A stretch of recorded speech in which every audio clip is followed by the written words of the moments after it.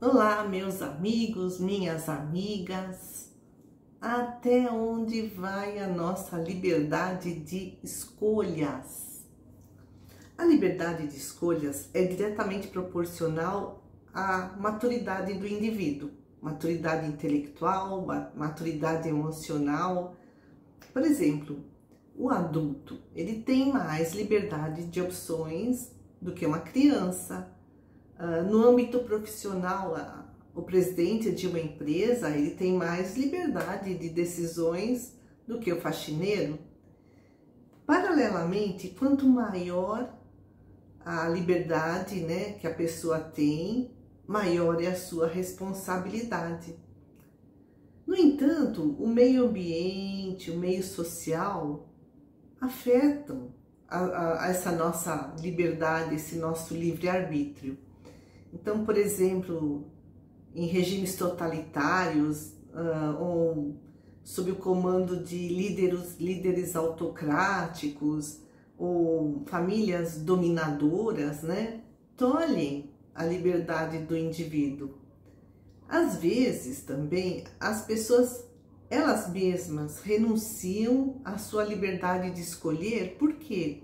Porque tem medo das consequências de suas decisões, tem medo, de que as coisas não deem certo, medo de punição, medo de ser excluído do grupo a que pertencem. Ou seja, vivem numa espécie de subjugação. Isso é inconsciente. E tem pessoas que têm tanto medo até do castigo de Deus, que vivem de uma forma restrita, sentem-se tolhidas. O Erich Fromm, no livro A Arte de Amar, escreveu: a maioria das pessoas ainda não suplantou a etapa infantil. Crê num Deus sectário que vigia, que pune, que recompensa, que fica lisonjeado com os louvores que recebe, que fica encolerizado com a desobediência de seus filhos. Então, essas todas são pessoas inautênticas, ou seja, no fundo, nem se conhecem, não escutam a voz de sua própria alma e não seguem por isso não seguem os seus propósitos, os seus projetos de vida, negando a sua liberdade de escolhas. Enquanto que as pessoas autênticas, elas são donas de si. Elas sabem o que querem, vão atrás do que querem, são donas das próprias decisões, não se submetem a dogmas, a regimes, a chefes, a professores, até a pais, aos pais.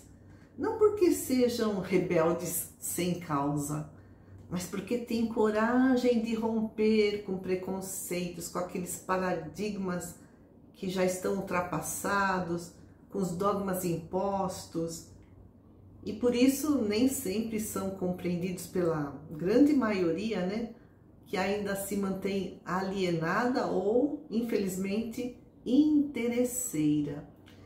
Esses grandes homens e mulheres, como por exemplo Jesus, Gandhi, Martin Luther King, Giordano Bruno, o Papa Francisco, estão na vanguarda da humanidade, promovem o progresso nos mais variados campos, mesmo que às vezes à custa de suas próprias vidas. E as escolhas exigem responsabilidades. E os resultados das nossas escolhas podem impactar não só a nós mesmos, mas a toda a humanidade, como o exemplo desses grandes reformadores da nossa história. E a nossa liberdade não é absoluta, nós vivemos uma existência concreta, Estamos nesse mundo material, estamos condicionados ao tempo, ao espaço, somos limitados por regras e por convenções sociais. Por sinal, são fontes de muitos conflitos. né, ajustar essas regras e convenções sociais de uma forma mais imparcial e equitativa. E nós também somos limitados pelos nossos conflitos interiores. Então, né, como foi mencionado, os nossos medos, medo de punição, medo de ser excluído, medo da responsabilidade, também pela nossa ignorância aí no sentido de falta de conhecimento e falta de autoconhecimento. E Jesus já nos ensinava, né, para conhecer a verdade, que ela irá nos libertar. Nós queremos ser livres, né? Queremos liberdade para fazer isso ou aquilo, ir por esse caminho ou por aquele, traçar o nosso próprio destino, e aí precisamos conhecer a verdade. No entanto, a verdade, verdade mesmo, né, com V maiúscula, verdade absoluta, é inalcançável, só Deus é que a possui. Mas, à medida em que nós formos evoluindo, formos progredindo intelectualmente, né, avançando no nosso conhecimento, no nosso autoconhecimento, à medida em que formos evoluindo moralmente, nós iremos nos aproximar da verdade. E aí a nossa liberdade cresce, seremos cada vez mais livres dessas nossas carências interiores, dessa pressão da sociedade. Seremos cada vez mais livres para fazer as nossas próprias escolhas. Amigos queridos, muita paz.